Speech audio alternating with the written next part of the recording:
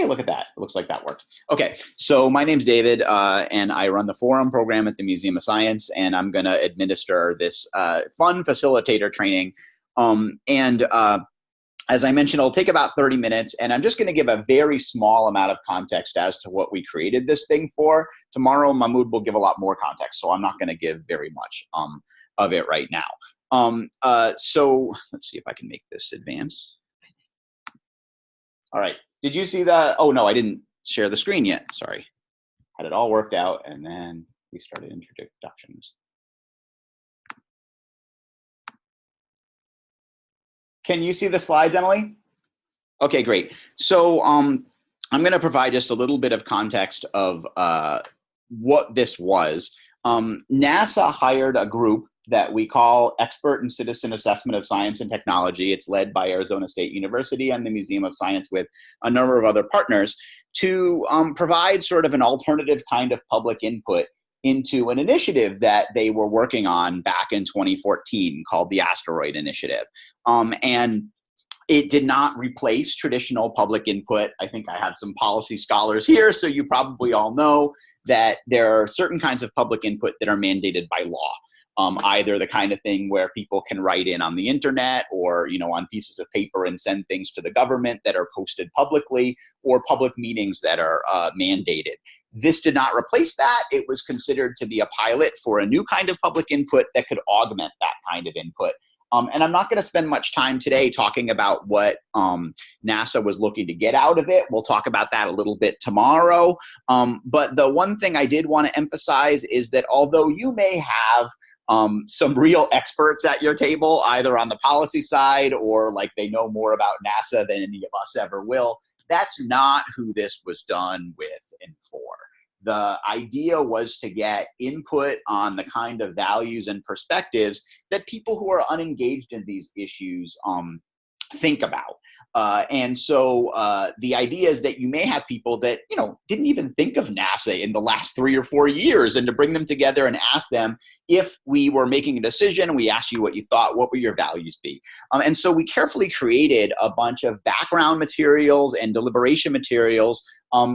And we'll only be using a small subset of those because they were day-long deliberations. They happened at 2 locations, Phoenix and Boston. And as Mahmoud said, I had a broken leg in between the 2 of them, but worked okay.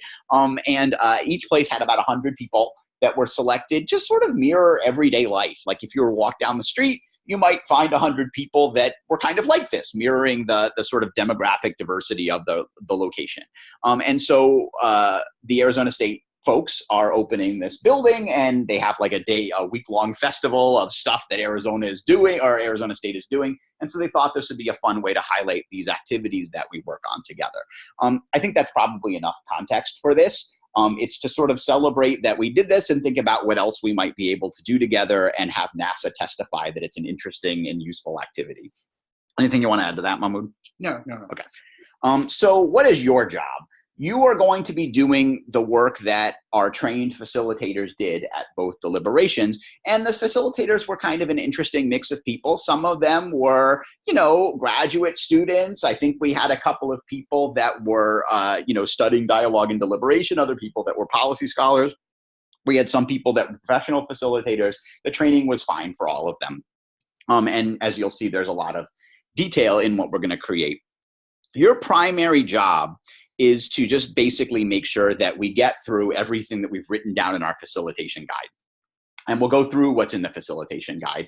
Now, what you're seeing here is the sort of whole thing for an entire day. It's going to be fine. Nobody's going to be in a bad mood. They're here they're here to celebrate, right? And the idea is we're just going to bring them through the task of designing a policy direction for the task of detecting potentially hazardous asteroids, which is what NASA decided they wanted to focus on for what we're going to do tomorrow.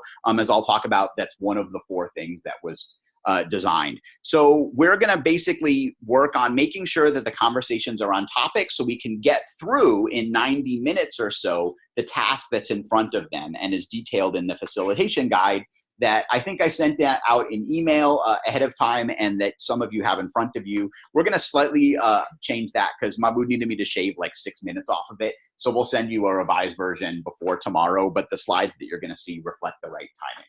So the big thing is just try to make sure everybody has a chance to sort of speak, make sure that we get through everything that's in here. And for one part, there's going to be a job that you're going to basically try to make sure we accomplish the end, which is to write a plan. You're going to bring them through that part, and then there'll be individual voting. And we'll talk about all of this in detail. But your basic job is just to make sure the group is on topic and gets through the task that we're putting in front of them in 90 minutes. And they'll be able to do it. Don't worry, 90 minutes is plenty of time. We will have, and even though this will be a very nice group, rules for good dialogue. And these rules for good dialogue, I will go over at the beginning, even though, you know, this is sort of not a formal policy exercise. We like to model for people that we use these rules for good dialogue as guiding principles. And you can see them here. Basically, the idea is that everybody gets to talk one at a time. Everyone's listening to what other people have to say. That your focus is on the subject. You're here to do work together. So like, you know, if you have emails, do them later, you know, and that there's a potential part where there's a group part and there's an individual voting part. But the important part for you is the 2 bullet points on the bottom. And sorry, let me move this so that the people in the room can see it. It has to do with the role of the facilitator. So the big thing to understand is that you're not really here to share your views on detecting potentially hazardous asteroids. I know that you have very strong views about this topic right now, and you want to get this across. But your job is to make sure that you are neutral, that everybody has a chance to have an informed conversation, and that you're going to keep us on task. And so it's easy to get really into this exercise. I think you'll probably learn something. I certainly did, making all this stuff.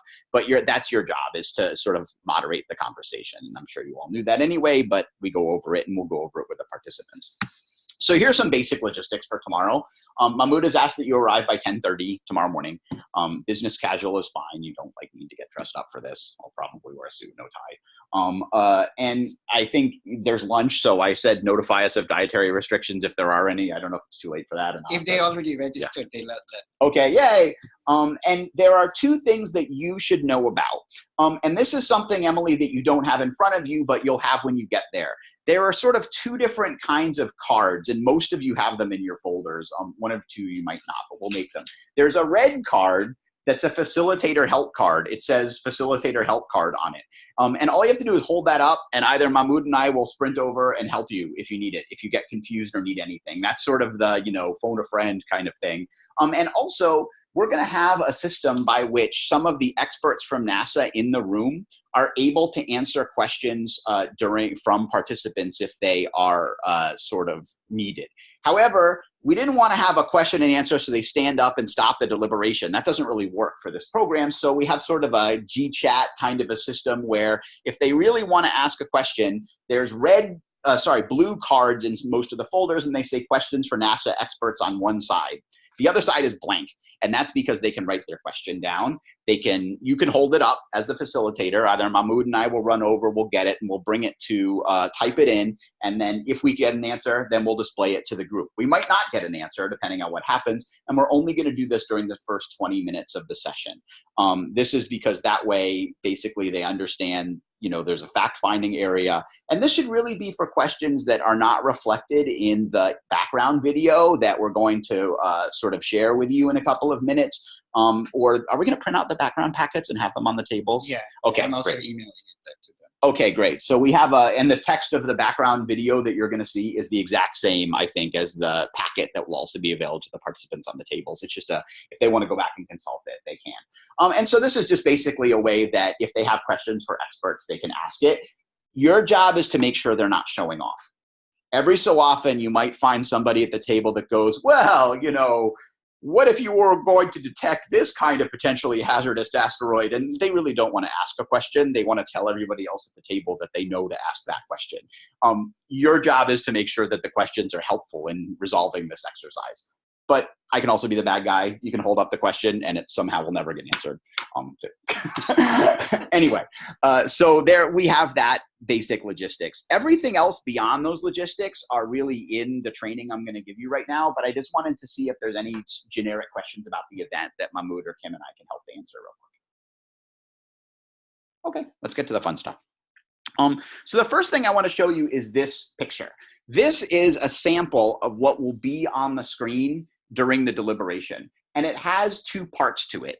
On the left-hand side, it has like the stage of the deliberation that the participants are in or should be in right now. And it corresponds to the facilitator guide that I sent out before. So you can see this says Guardian cards. And so there's a section that says Guardian cards on your facilitator script. And so if you were to look up at this screen and you were to see that, like, you know, it was something that happened a really long time ago, or rather something that was going to be happening later or whatever, it just means you're not in sync with the time. And so you just kind of want to be available, checking in with what time. It's not, you know, you can vary a little bit as per your time, but this should be a guide for you as to what happens. And on the right-hand side, you'll see this is how much time is left in the overall session. So you can see that there's like this, you know, how much time is left for this, and how much time has elapsed for the section that you're in. And it will be, I'll also sort of every so often chime in and tell you, you should be moving on to the next section. But it's a really nice way that doesn't interrupt the deliberation for you to be able to check in so you don't have to sit there with your watch the whole time. Does that make sense? Okay. Yeah, please, go ahead, Jay. Sorry. Oh, no, yes. Okay. So that clock on the right will start at 90, is what you're saying. I think so. I have to go back and check, but I'm pretty sure. And it looks like, yeah, it is, because you can see that the way I've done it is that little blue section is how much time is gone, and the other one is how much time has elapsed or whatever. So yeah, it starts at 90, I believe, and it goes down. Okay. So this is the basic format, and we stole it from the Danish Board of Technology. We have changed it in some ways, but this is a group that has been hosting these kinds of activities for many, many years. And they have a way that works really well when you have a group that has to do it at multiple sites and have it be the same.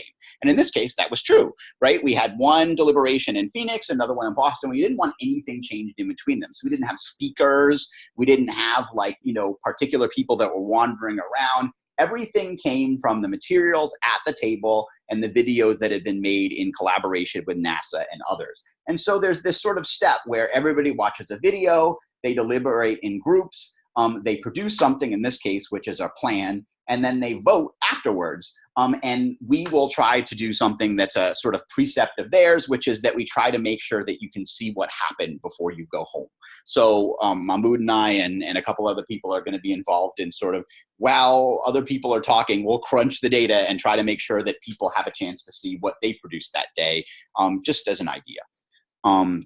So we're only doing the first quarter of what those participants did all day. But as I'll talk about, and maybe others will talk about, NASA had a whole bunch of stuff they wanted to find out from people. And we're going to focus specifically on this question of detection of near-Earth objects. You may have people start to bring up other elements of the asteroid initiative if they know about it, and you can say that's really interesting, but we're actually just going to focus on detection. Obviously, it's really interesting to think about if an asteroid was hurtling us at Earth, what would we do? Would we call Ben Affleck? What would we? But the idea is that we're really going to focus on this. Other topics may be interesting in terms of their values. Maybe they say we really want to learn about this, but you should keep the discussion to that focus.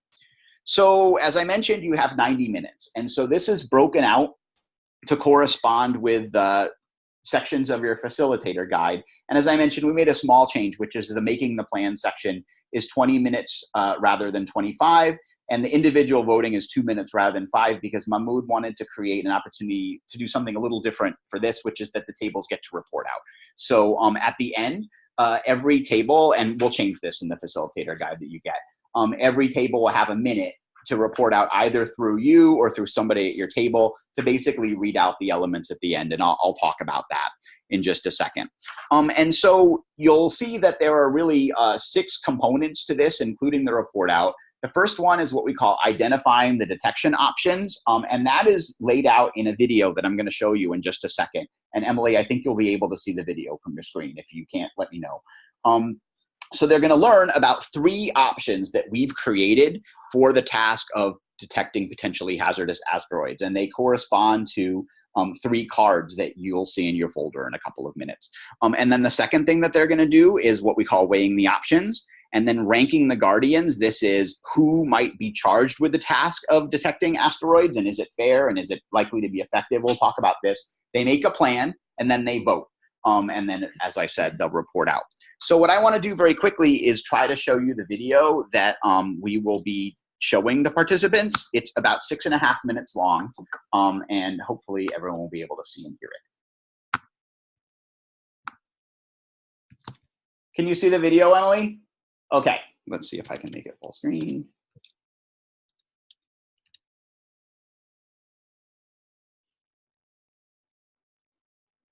Asteroids may not seem like a big problem compared to all of our everyday concerns, but the potential consequences of a major asteroid collision are devastating. Scientists estimate that asteroids with the power to devastate a city impact Earth about once every 100 years on average. What, if anything, should we do to protect the Earth from this threat? Asteroids have impacted Earth throughout its history. A massive asteroid impact was responsible for the extinction of the dinosaurs 65 million years ago. In 1908, a huge object exploded over a remote location in Siberia, killing thousands of reindeer and an estimated 80 million trees over 1,000 square miles. Had it struck a more populated location, the effects could have been catastrophic. The world got a reminder of the potentially devastating consequences of an asteroid collision in February of 2013, when previously undetected meteor measuring approximately 20 meters in diameter entered Earth's atmosphere and exploded in a large airburst over Chelyabinsk, Russia, with the force of many atomic bombs. The shockwave from the explosion led to widespread damage and an estimated 1,500 injuries to residents from secondary impacts such as shattered glass.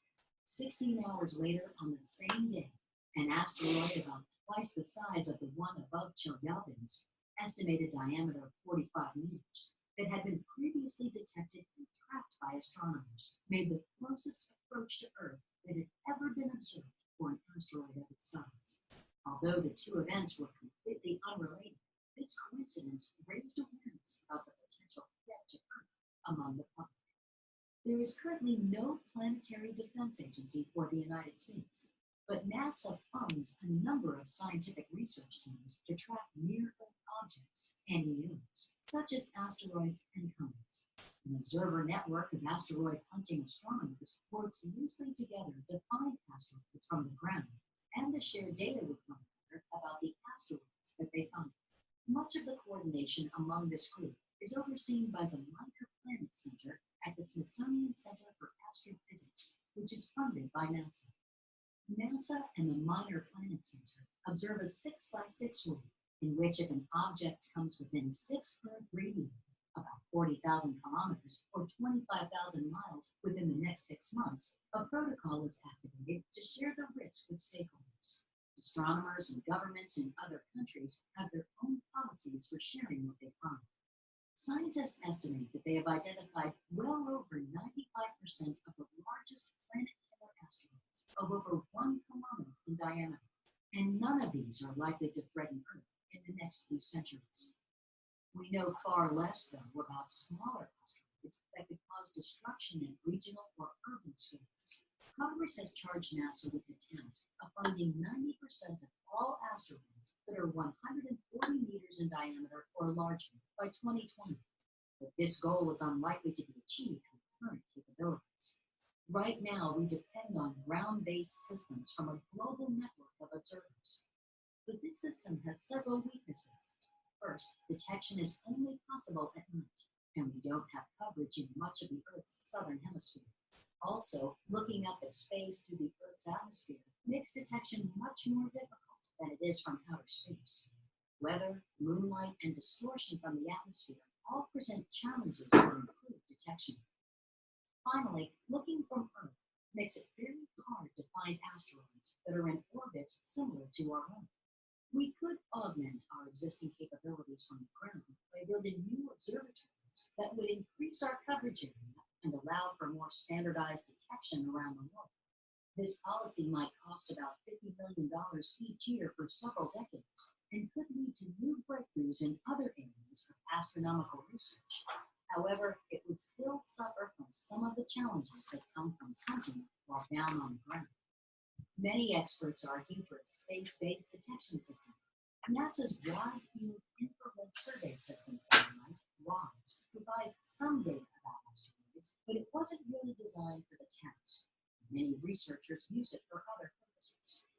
A system of 1 or 2 spacecraft could be designed and launched with a mission of using infrared detection capabilities to identify potentially hazardous asteroids.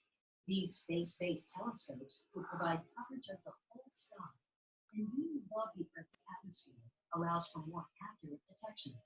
Experts from NASA estimate that this would allow them to find and characterize over 90% of potentially hazardous asteroids within a decade. The estimated cost of such an effort would be around $500 million per telescope, which is much more than NASA currently receives for its ground-based detection efforts. NASA currently leads most asteroid detection efforts, but there are others who could be part of efforts going forward. With a heightened focus on planetary defense, some people are calling for an international planetary defense agency to be overseen by the United Nations or some other authority.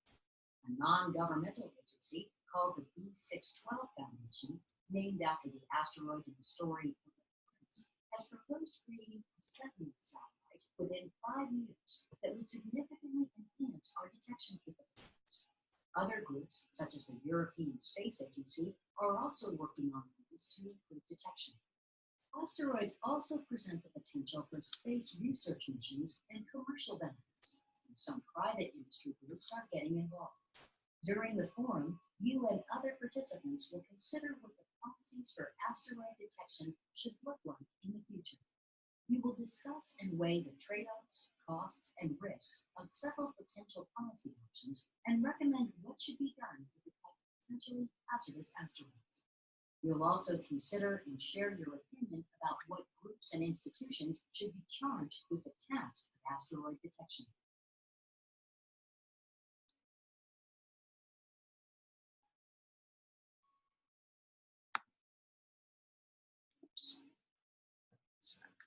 So this system has such. See if I can get rid of this without kicking Emily off. He's very busy with James Webb. Okay. Emily, are you still able to see and hear everything? Okay, great. Yeah, I just turned everything off. It's easier. Yeah, no problem. I just want to make sure we didn't cut you off there.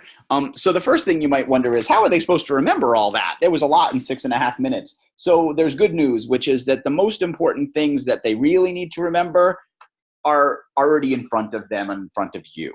The high points, what they really need to learn about, are echoed in materials that we're going to go over now. But I guess if you were going to sort of sum up the most important part of that video, it's what they're supposed to do, and it's the end, right? The end says you're going to try to figure out which techniques might be used to increase our detection capacity and who should do it. That's your job.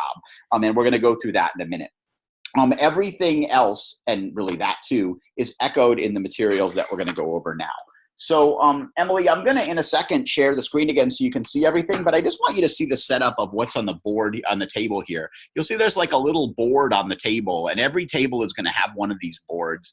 And on it are some cards and pieces of material that I will go over one after the other. I just want you to get a sense of it. It's like 20 by 24, and it's kind of a shared resource for the table that you oversee as the facilitator. Your job is to make sure you go through this, because in addition to being a whole bunch of information, it's actually a worksheet. It's going to tell you what to go through, and the steps in it correspond to the steps in your facilitator guide. So let me see if I can get the screen back up to go over this detail. Hey, look at that. Okay, so now what I want to show you is that board again and point out some things about it. So as the video talked about, there are 3 options for detection that we determined in collaboration with NASA. And they correspond to cards that you can see in your folder, or that you see on the right-hand side of the screen here. And there's a front and a back to each of these cards. That's one thing that's important, is on the front is sort of like, you know, a description of it. On the back are some considerations. So the 3 options are keep current detection extended ground-based network, keep current detection options, and space-based detection from satellites. And those are each discussed in the cards, and they were also discussed in the video. And these options are neither mutually exclusive or exhaustive. What I mean by that is that there certainly are other options that you could propose here, but these are ones that are seriously being considered, and especially, as of 2014 when this program was being done, and really not much has changed. I think the only thing that might be out of date is I'm not sure the V612 Foundation is still around, but it might be. In any case, those are the three options. And so the first step after you do this is that you're going to give people an opportunity to discuss these three detection options. So step one is discuss the detection options. And there's 30 minutes for this. So what happens is participants are given an opportunity to share their reactions to the video and to discuss each of the three options in order. So what's going to happen is that the facilitator will read a short description of each of the three options, followed by a 10-minute discussion of the trade-offs and positive aspects for each. What I mean by that is that somebody, whether it's you or somebody at the table, will sort of say, okay, so our first one is keep current detection capabilities, and you read the text underneath that says, this means that you could augment it, and then go over the best benefits, costs, and considerations. And you're only one that has this card. We don't have it for everyone, so just make sure everybody gets to hear what's on there. So we read off. We read through the back. You or somebody that you want to have at the table reads it, right? Yeah, exactly. And so during this part, what happens is that, you read it, and then for the first 10 minutes, you talk about the first one, and then for the second 10 minutes, you read it and you talk about it, and then the third one. And so during this part, the participants should talk about which detection options that they prefer, if any, why they feel the way they do about it, what values they're bringing to it, what their concerns and problems are. And so it says here in the facilitator guide, participants are given an opportunity to share their reactions to the video and discuss each of the three options in order. The options will be outlined on a large game board with descriptive icons to connote relative cost, effectiveness, co-benefits. The facilitator reads a short description of each, followed by a 10-minute discussion of trade-offs and positive aspects. And so your job is to basically facilitate that discussion. For the first 20 minutes of this period, that's when, if people have questions, they can ask those of the experts. So this is your time that you can hold up your blue card if somebody says, hey, wait a minute, can you tell me a little bit about this option? So you can give them the opportunity to do that.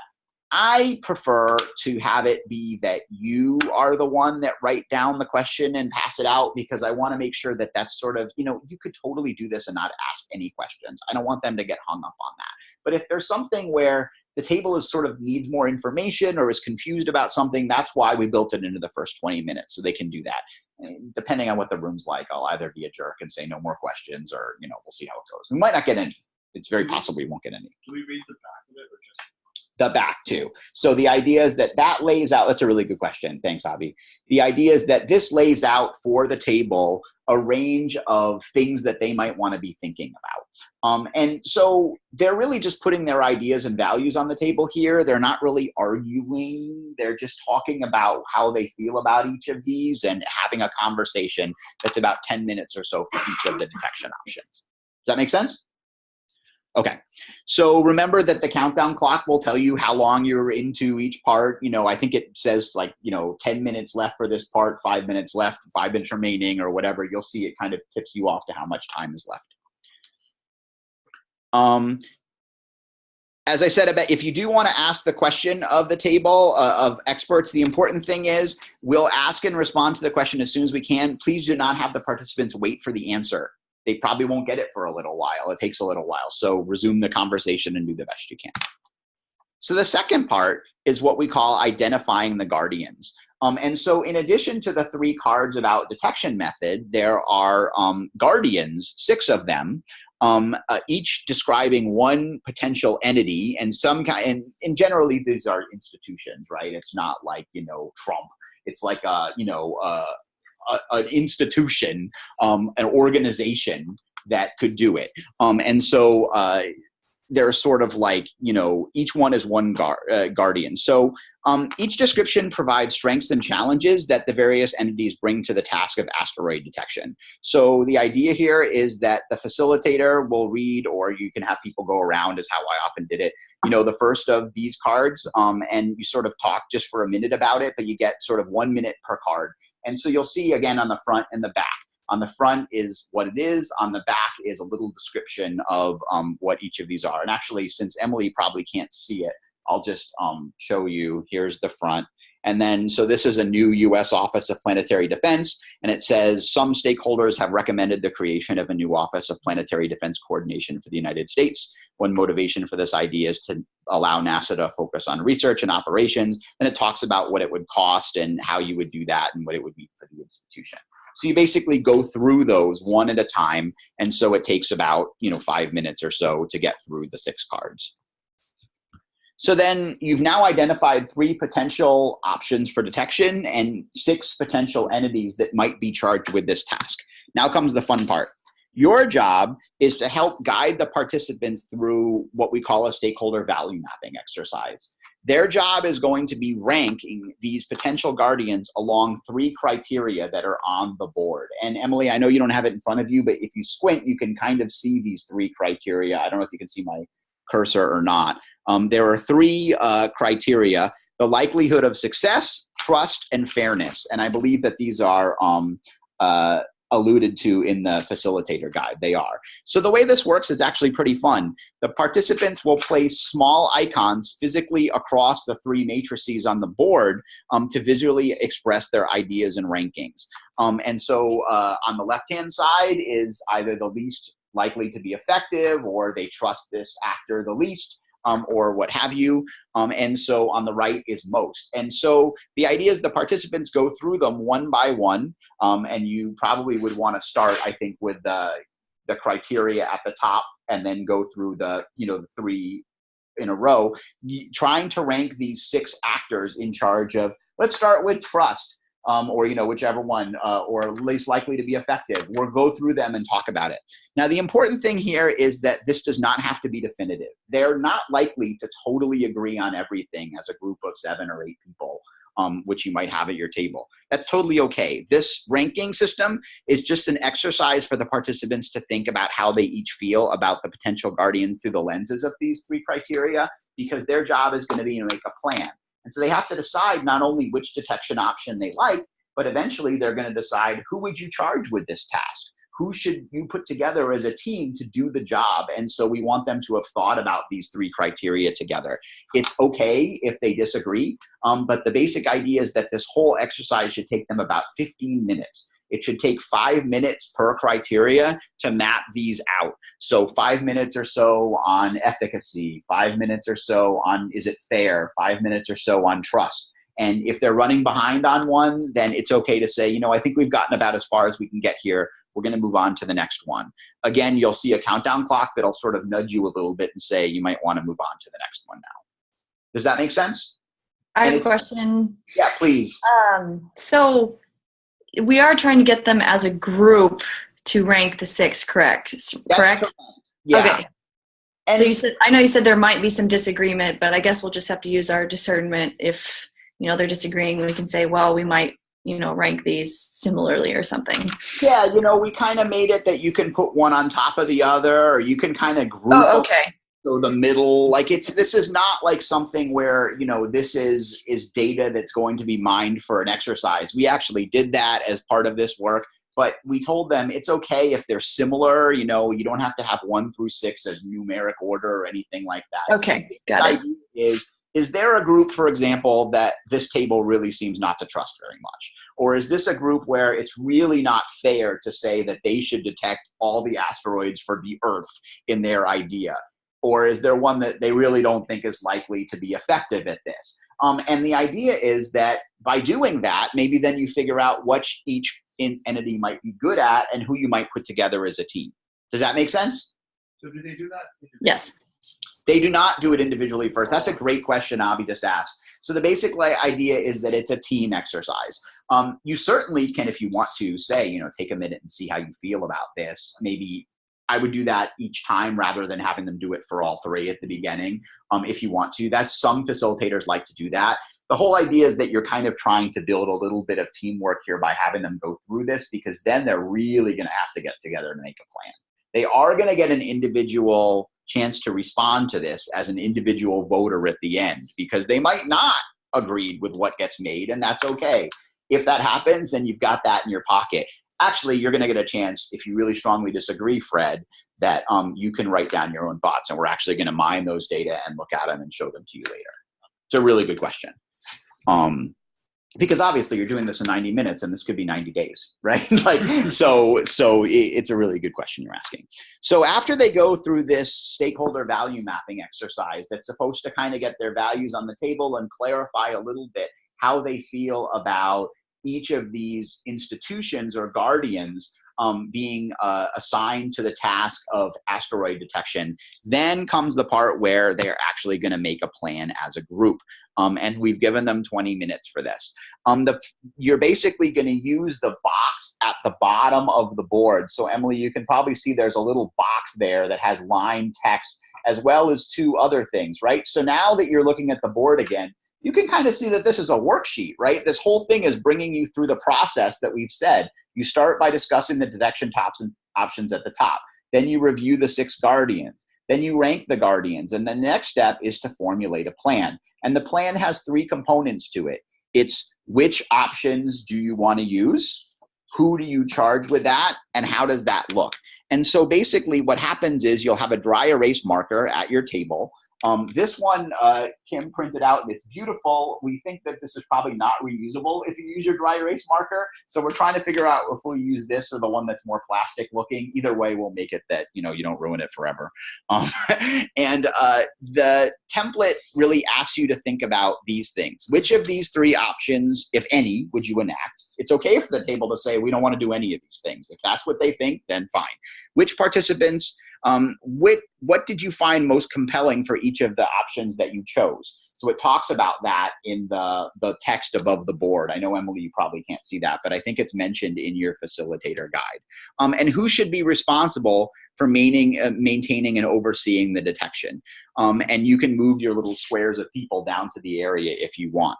So what'll happen is that your table is going to spend about 20 minutes trying to figure out, of these 3 options, which ones do you really think should be put into play here?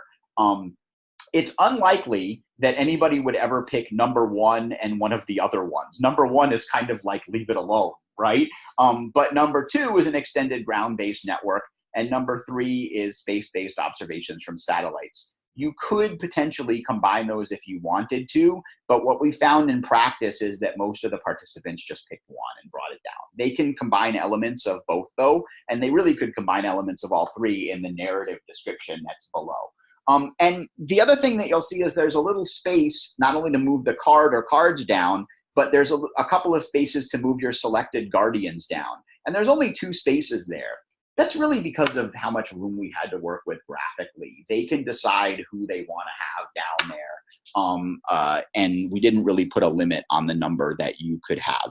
We did say that you had to choose at least one. You couldn't have nobody do it. If you want to have somebody do it, I guess you could select somebody completely different if you wanted to. But the idea was just to indicate the process. It's not that you're like limited to 2. So the participants do that. And I guess, Mahmoud, do you want to have them elect somebody to read this at that point, or do you think it's just better for time reasons to have the facilitator read it? I think these are, professionals. So, sometimes with the public, you don't know what they will do with that time. Mm-hmm. So if we say you have 1 minute and just to read, I think it's better to hear them speak than the facilitators. So then you can try to have somebody at your table. You can say, Janie, would you be willing to read this for the group or whatever? Maybe just pick the person who's closest to it. Or we always like to have somebody else write it besides us when we facilitate it, because it kind of, sort of implies that you're all doing this, but you have to see how it works at your table. They may be shy. They may be texting. You have to see what they're going to do. So anyway, that's the sort of task that they do for that 20-minute period. I will say that we gave people 25 minutes to do this when we really did it as a thing, and you're getting 20 because we wanted to have the report out. So if they're a little rushed, just remind them that this is an exercise, and, we're just trying to put you through the experience of what the participants did that day. It's okay if they don't get through absolutely everything. Because we're going to give them 2 minutes. Can I ask a question really quick? Yeah. Sorry. So what is the notebook looking box for? You said that's for them to write? Yeah, so it says, write your plan in the space below, restricting your responses to the area in the box. And the three things above it in text, Emily, are the three things that, it's a good question, that correspond to what's in the facilitator guide. So let me read it. I'm sorry. Okay, I'm sorry. No, because you probably can't see it from there. It says, in this section, your group will discuss and then present a plan for asteroid detection. You should think about which of the three options presented above, if any, would your group enact. You may suggest some other options that your group creates if you prefer. Why did your group select these options? What was most compelling about them? Who should be responsible for maintaining and overseeing the detection? So you can see that it's sort of a more generic version of the specific questions that are in the facilitator guide, to allow them to say, you know, you might have a table that says, I think these are all dreck. I want to do something else. And if the table is swayed by that, then it gets into this box, which is supposed to be not just what I think, but what we think. If it makes it in there, it means that other people have said, you know, that makes a good idea. We should put it in there. Okay, that makes sense. Yes, thank you. The box is like the thing that the group produced as a group. Does that help? Yes, it does. Thank you. Yeah, no, sorry. And so you'll see that there's slightly different language between your facilitator guide, which is what we suggest you might sort of adopt in terms of language that you say, versus what the participants see, which is sort of like, you know, what they're doing as a shared task. So then after they've done that, you have this magic part, which is, okay, maybe you didn't agree at all, or maybe you were disengaged because you just wanted to be able to respond yourself. So we have these individual voting forms, and I'll just hold one up so Emily can see it. It's a little half sheet of paper, and it has 2 questions on it. And it's a simple version of the more complex thing that they've just done at the board. And there are 2 very different, 2 small differences. One is that there's the first question that's really a ranking exercise, rather than putting together like, some permutation of options. If you're going to be able to crunch the data from 60 or 100 some odd people, we can't do that. So instead we made a ranking exercise. So it has keep current detection, extended ground-based network, or space-based observation from satellites, and they have to rank it. So that's the excuse for the individual. If they don't like any of these, well, too bad. NASA's considering these, rank them. Tell us which one you like the most and which ones you like the least. And then finally, there's this idea of who would you choose as a team of guardians. And it has this bunch of information on it, and it has the opportunity for a checklist. You can check as many as you want for them to do. It doesn't have like a narrative response on it, but Mahmoud suggested that if people want to write why, they can do that on the back. And we'll look at it later. We won't have time to mine that in the time that we have, but if they want to write their values, they can do that on the back. So one of the goals there is to take their answers and then compare to that what we got from the public forums, to show that, how different groups of people may think differently about these options. So you said this group is more professionally. So when we did it was all public. There was no professionals. Yes, people were paid. Some of them signed up on Craigslist. They're the kind of people, some of them who maybe would have just signed up on Craigslist for something else they might have done for money during the day, right? So some people were recruited because of, they were members of the museum, they applied, everybody applied, and then we selected a sort of somewhat representative group to match the census data or something, so that it wasn't all, people who all have PhDs or people who all live in the suburbs. We tried to get some kind of mix there. As opposed to tomorrow, who is a bunch of policy wonks, these are all right? Policy people. So these are all program managers. There's also a lot of NASA people. So So the idea behind this was, which you will get me to say tomorrow again, is that we think we have done well to understand what's public understanding of science. That means that the people in the informal science education and educators and all of that. But what I think where we haven't made much progress is science understanding of the public, meaning that the people who make scientific decisions, they only have like few measures like public opinion poll or town halls and these kind of mechanisms, and that's their understanding of the public, and it's not a good one, because they get the crazies or the or the extreme or the most organized groups, but they don't hear from the rest of the people. And this is our opportunity to demonstrate that there are the people who would sit and spend a whole Saturday deliberating over this, asteroid and these, these very complex socio-scientific things, and share their views in a deliberative and kind of respectful manner, and we can get good data from that to inform our decision making as NASA. So that's a fantastic sort of point, that we did collect the information and analyze it and make a report that we'll have on the back of the tables. People can look at it to NASA, and you'll, I think, even hear a little bit about how they analyze the data for that. So we're going to sort of model that for them here. Question. So, yes, please. So sorry. I know you've explained this 4 times, and I just want to make sure I understand. So the people tomorrow, they were not paid, but they're considered more professional, and that they're still part of the public? So these people are people who have come because Arizona State University has invited them to their kickoff of this building. And so they're people that are like on CSPO's mailing list. They're program directors from federal agencies. So what you're going to be participating in tomorrow can be thought of as a demonstration. It is a run through of this exercise to demonstrate this as a tool for policy engagement, so that the people who are participating are not producing usable knowledge for NASA. What they are doing is learning by doing, so that hopefully some of them will call Mahmoud and Kim and hire them and us to do this in their policy arena. Or Got it. Okay, that makes sense. I'm sorry. Okay, thank you very much. Properly, I should have assumed, I shouldn't have done that. So yes, that is the difference here, is that these people are not being consulted by NASA to inform their policies, which is good, because there may be slight changes in the policy window from 2014 to now about asteroid detection that I have no idea, because I don't know much beyond 2014 about this topic. I've moved on to other things. So yeah, this is really an exercise for them to be engaged, and they'll learn about it through talks that are given ahead of time, and then get a chance to play. But we are going to collect their information, because we want to demonstrate to them how we do it. And so the last thing that happens after they do the little vote is that the vote is confidential. So your facilitator folder, which we'll have on the table for you, you'll take your votes from your participants. You'll sort of not look at them. You'll put it into the folder. You'll hold it up, and one of us will come over and get both the folders and this board. We'll bring it to a table that Mahmoud and Kim have arranged for in the room, and then some vote counters will look at it and start sort of tallying it up on a whiteboard, so that everybody can see what we're doing.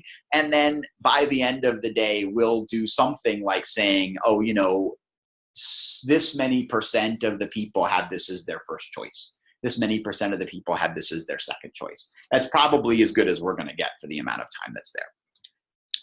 All of this information was analyzed in a lot of detail for the report that was given to NASA. So everybody will actually have a copy of the report. We printed enough copies, so they will get the actual report from the deliberations.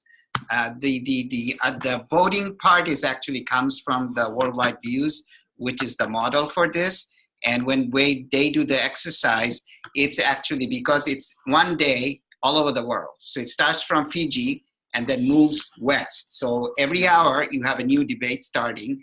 And at the end of each session, like this one, we had 4 sessions, the results are uploaded. So you can actually see how people across the world are voting. And this is a big demonstration of global democracy. And especially in places, because these debates are held in places where they have authoritarian government, they don't have elections. So to see them, what they vote, and it's recorded and put up on the web for the rest of the world to see, it acts a very powerful notion of transparency to the system. So we incorporated part of that in this to see that, you go and you make a public comment online, you have no idea, whether somebody read it or not. Here it's recorded and actually shown and collected, whether people use it or not, but it's out there. So we only have a few minutes left, but I hope that was explained somewhat clearly. I haven't done this in 3.5 years. But what questions can I answer? Are there any that came up for you as I went through this? I know some of you stopped me with questions, and I'm really happy that you did. But what else can we answer for you? How many people can we expect to direct to? It's 7 at each table. That's our capacity. including the facility. No, a facilitator is the 8th person. But you're probably going to get some modicum of attrition. We don't know how much. We don't know, and I'll try to assign people at least based on gender. So it's not all male or all female, and we'll encourage people to sit in tables with people they don't know. Yeah. So obviously when we did this for real, it's a good question, Jay, and you probably know the answer to this. You know, we spent a lot of time figuring out the table 3. We wanted to have one person who was over 65 and all that. You know, I think they're going to do the best they can with that here. So yeah, we actually, now recruitment is done based on education, income, ethnicity, gender, and all of those things. And we try to, again, balance that on the table as well. So it's not all over-representation of any one particular group. That was a good question. This is happening upstairs. Yes. Yeah, so on the top floor up there. And there are 8 tables in the room, is that right? 8 tables. So we're maximum, if we go over 56 people, then we will have more people per table. We'll squeeze them. Yeah, and Kim, am I right that if everybody shows up, you're sort of an extra hand in the room? Is that right? Yeah. Okay. I think between everyone We have 8. we have 8. Yeah. Right So, now. Without Kim, right? So without me, yeah. we have 8. That's why. So the reason I'm making that clear is that means if you need an extra pair of hands, you know, we have Kim who now has gone through this and knows how it works. So, you know, if you just need somebody to spell you for a minute or whatever, like she can come over and help, or I can come over and help too, because I'm going to be in the front of the room. So please, you know, we're 2 people, and Mahmoud is another one that if you hold up that index card, we'll come over and help you. And it's needed when we run the whole day deliberation. People get tired. So if they want a break, somebody can come and pick it up. Any other questions? We didn't do introductions. Did we say? You mean did I say when it's going to happen? So no, I didn't. And I was going to ask about that. So what Mahmoud's asking is that when we did this for real, people sat down and had breakfast ahead of time, and the facilitator did introductions. So I was going to suggest 2 different options here. One is that you could do it right at the beginning of the discussion of the options. In other words, after they watch the video, you could basically just have everybody go around and say, you know, my name's Mary, and here's how I feel about that. Are you having name tags? Yeah, the people have name tags. So if the introduction, the whole idea is nobody's an expert. Mm-hmm. So we don't want to know how many PhDs, what they do, work, and all of that. Just name. And I'm so and so. I work with this, and then that's it. I might build it into this. Then I might say, you know, let's go ahead and start. And you know, Darcy, I see that you're sitting over here. Can you just tell us? Because that way, instead of saying something about themselves, they say something about this. You know what I mean? I think I might do that rather than having them go around and say what institution they're from. I think I might just actually put them in the task of doing the work. I think that's faster. In this town, you'll get people saying, I come from here, and we feel this about this in general. Yeah, exactly. And also this, and this happened, and my time is up. Yeah. And I think, you know, there might be some of that happens at lunch before this, which is fine. There's but lunch. Try to get them talking during lunch period, that 15 minutes when there's some videos going on. What we will show in video is in the lunch are videos from the NASA project and 2 other projects. So they'll be going, so they don't have to pay attention to all of that. They could be eating and also talking. Yeah. Darcy, what were you going to ask? I had a content question. Mm-hmm. So these 3 the detection options. Yeah. These are NASA determined that these are the 3 options. We worked together with them pretty closely to pick these 3 as ones that would be good to have people talk about. They are by no means the only things that can happen. Okay. And, you know, there are National Academies reports that we consulted that, you know, we folded in. I'll talk a little bit at some point tomorrow about how we did the content development. And there was sort of an iterative process between getting input from NASA directors as well as outside experts, and then sort of going through a review pattern. And it was decided that these 3 would be good to have people deliberate about because they were options that were within the policy window, but also were being strongly considered by NASA as things that they had heard people talk about as policy directions. there's definitely other directions people could go in. And there has also been development since then. Yeah. Sure. Okay. And then again, thinking of this town things. So option 3, the large satellites. Yep. That's like a NASA mission, $300-400, $3 million kind of probe, as opposed to what private industry might like CubeSats or that kind of thing. So right? yeah, the CubeSat thing is a really good question. So what Darcy's asking about is disruptive technology that may have changed all of this. From what I understand, the CubeSats really can't do this work because they are in the same orbit as some of the potentially hazardous asteroids, or they're not able, they're moving too fast or something. Lindley will be able to answer that question. That's one of the directors from NASA who can probably bring that up. But the kind of satellite we're talking about is what's on the back, and I think it says it costs like $500 million or something. It's a major thing. But your question about who would launch it, there's no question that between 2014 and now, there's been a big change. Happily, I will say we were prescient, and so our logo for private industry happens to be the SpaceX rocket. They were just getting started, and we wondered whether that would disrupt things. They are certainly, I think it only bolsters the idea that private industry might be part of this. And one thing that would be interesting as a research question to me is, do people trust private industry more in 2018 than they did in 2014, knowing that, Elon Musk's car is flying around outside somewhere. I also have a question, more, I guess, practical. So it looks like, what is it? It's at 2:00, the reflection panel. So I'm not able to stay for that the whole rest. Is it okay if we slip out after the voting and everything? Yeah. After 2:00, the deliberation part is done, so you're welcome to leave. Okay. And I don't know whether we'll record it or not, but I think that would be an interesting discussion. So if you are interested, we'll try to. Okay. Yeah. Good to know. Just wondering. Yeah. Tim, what we were you told gonna? people when they should be here. 10:30. That's your. Well, no, That's us. Yeah. that's us. Yeah. Yeah, What yeah, time oh, do yeah. you want people? I mean, all of our facilitators. Yeah, I told everybody 10:30. Okay. Yeah. Good question. I just asked Mahmoud that right before that because I want to make sure I knew. Yeah. Anything else? These are good questions. How many panelists will be there? The experts? There's only 2 experts. Oh, you mean that can respond to the questions? Yeah.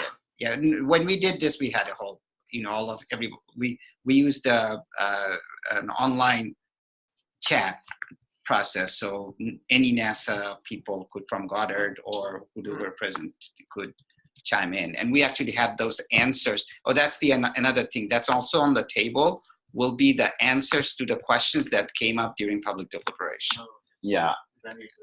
Yeah. So they can consult that first. So they can, if they have a question. We actually try to discourage them from asking questions. Normally the thing is, you're supposed, all the information that you need to make a decision should be in front of you.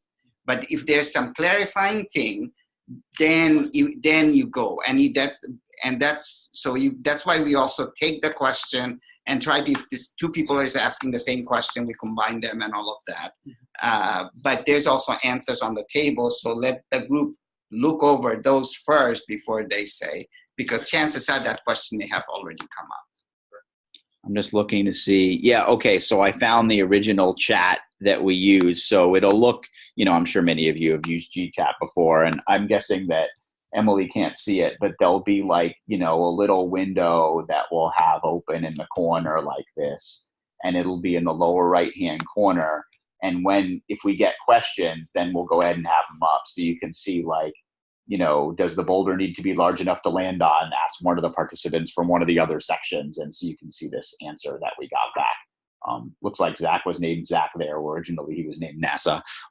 So I don't know if we'll have to change that or what, or we'll just use ours. But we'll have like a little system where people can ask questions. And it'll be projected on the screen, so they can just look in the screen for the answers. Yeah. But not wait for it. Because like I exactly. said, we will choose what we can answer or not. This is a demo. This is also. Yeah. So we'll have some kind of a thing down there, and when if the response comes in a way that that's hard for people to know about at all, call attention to it. I have to scoot to another meeting, but I'm looking forward to seeing you all tomorrow and looking forward to doing this. All right. Thank Thank you, you. Emily. Yeah, see you tomorrow.